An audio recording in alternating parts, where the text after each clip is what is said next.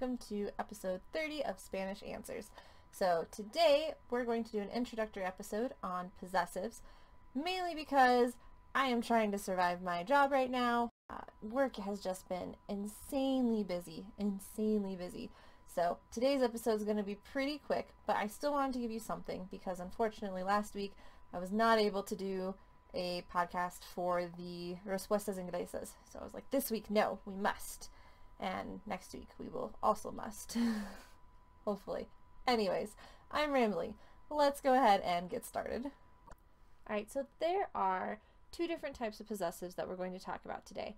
The possessive adjectives and the possessive pronouns.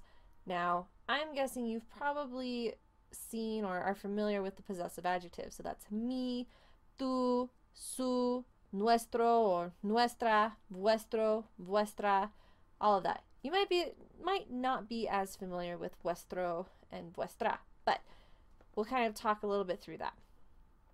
Or mis, tus, sus, nuestros, nuestras, vuestros, vuestras, all of that. Those are possessive adjectives. So the English translation would be like for me or mis, that's my, obviously, right? So mi libro, mi casa, mis perros, mis fotos. So as you see, it doesn't really change based on whether or not a noun is masculine or feminine. It's always going to be me. But it does change whether the noun is plural or singular. So, for example, mi libro, right, masculine, mi casa, feminine. Mis perros, plural masculine, mis fotos, plural feminine. And it's the same with all of them until we get to nuestro and vuestro, right? So, tu or tus, this is your, it's an informal your, right? Like to your friends or maybe to a little child, you would say tu libro, tu casa, or plural, tus, add that s, tus perros, tus fotos.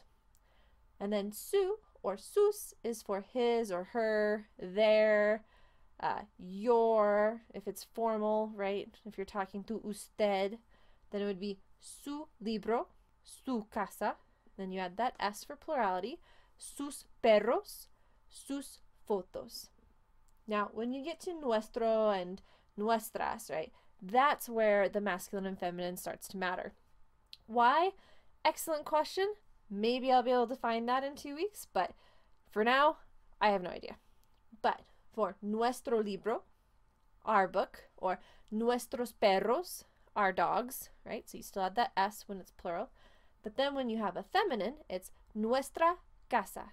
So it ends in that a. And nuestras fotos. A-S. Nuestras fotos. Nuestros perros. Nuestras fotos. And it's the same with vuestro and vuestra. So this is the plural form of you, or your, in this case, right? The informal your. So, vuestro libro, vuestros perros, vuestra casa, vuestras fotos. So if you're trying to talk to a group of people and say y'all, but then you're saying your book, you'd use vuestra or vuestro. So these are called possessive adjectives, right? Because they are an adjective. So they describe a noun. They come after a noun. My book. Mi libro. Well, I guess before a noun, right? But with the possessive pronouns, which is the next ones we're going to talk about, they are pronouns, right? So instead of describing a noun, they are the noun. They replace the noun, in other words. So you are using a noun to describe something as being yours or someone else's. And the only difference here is the mío, tuyo, and suyo. Nuestro and vuestro, nuestra, vuestra, those are still the same between possessive adjectives and possessive pronouns. They're the same. So let's go ahead and look at these possessive pronouns. For mine, right, in English it's not my book, but that is mine.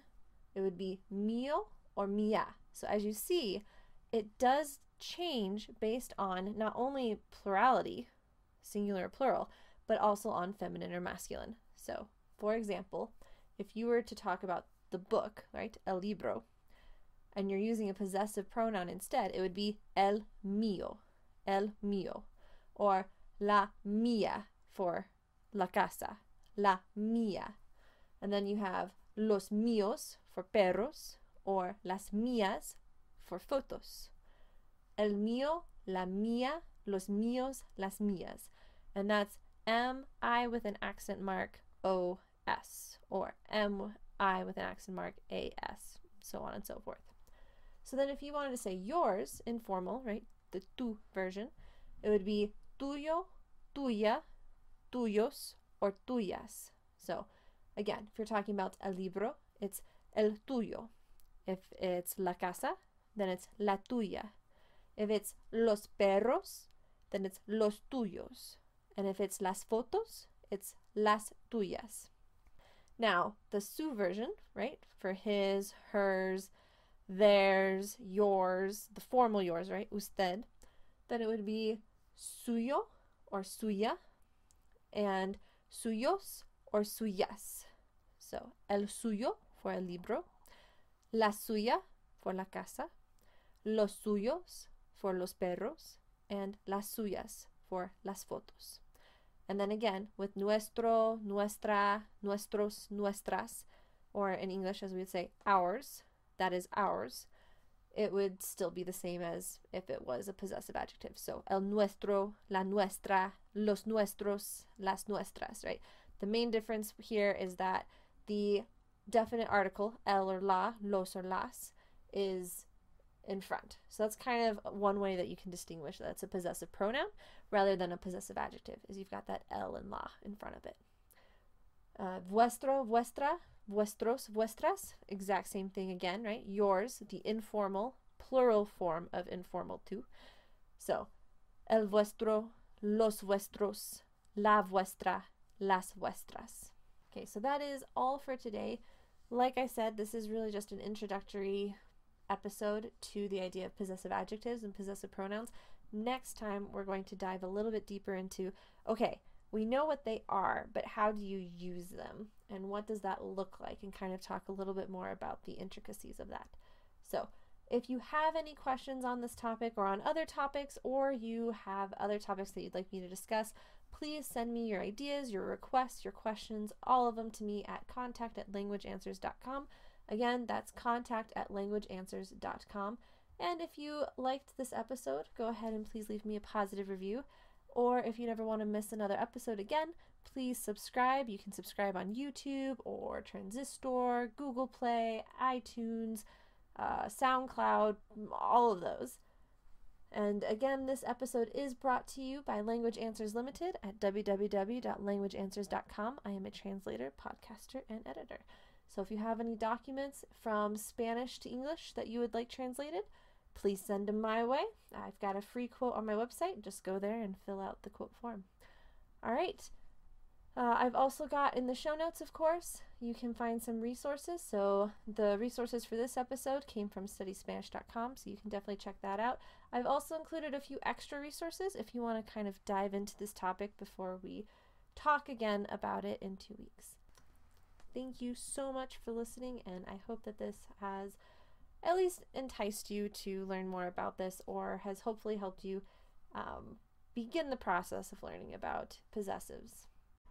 So there you have it, an introduction to the possessives. So next week, hopefully we can delve a little bit deeper into this and talk more about the intermediate aspects or the advanced aspects of using possessives and kind of how they work, and, you know, just a deeper dive. But in the meantime, it's all about surviving work. So I hope you guys have a wonderful 2 weeks, and we will see you then. Hasta luego!